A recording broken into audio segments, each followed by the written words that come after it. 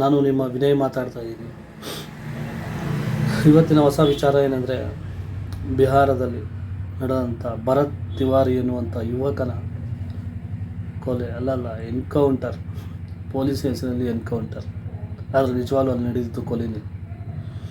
ತನ್ನ ಹಳ್ಳಿಯ ಮೂಲಭೂತ ಸೌಕರ್ಯಕ್ಕಾಗಿ ಧ್ವನಿ ಎತ್ತಿ BSc ಓದಿದಂಥ ಹುಡುಗ ಧ್ವನಿ ಎತ್ತಿ ಎಲ್ಲ ಅಧಿಕಾರಿಗಳ ಬಳಿಗೆ ಮನವಿ ಕೊಡ್ತಾನೆ. ನಮ್ಮ ಪಟ್ಟಣವನ್ನು, ನಮ್ಮ ಹಳ್ಳಿಯನ್ನು ದಯವಿಟ್ಟು ಇದರಿಂದ ಒಂದು ಮುಕ್ತಿಗೊಳಿಸಿ, ಅಭಿವೃದ್ಧಿಗೊಳಿಸಿ ಅಂತ ಕೇಳ್ಕೊತಾನೆ.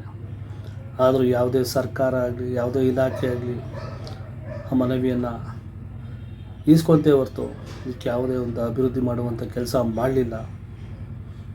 ಕೊನೆಗೆ ಈ ರೀತಿಯಾಗಿ ಬೇಸತ್ತಾಗ ಅವನಿಗೇನು ಮಾಡ್ತಾನೆ, ಇದರ ವಿರುದ್ಧ ನಮ್ಮ ಕ್ರಾಂತಿಕಾರಿ ಭಗತ್ ಸಿಂಗ್ ಅಭಿಮಾನಿಯಾಗಿದ್ದಂಥ ಆ ಹುಡುಗ ಕ್ರಾಂತಿಯಿಂದಲೇ ಪಡಿಬೇಕು ಅಂಥೇಳಿ ಹೊರಟ.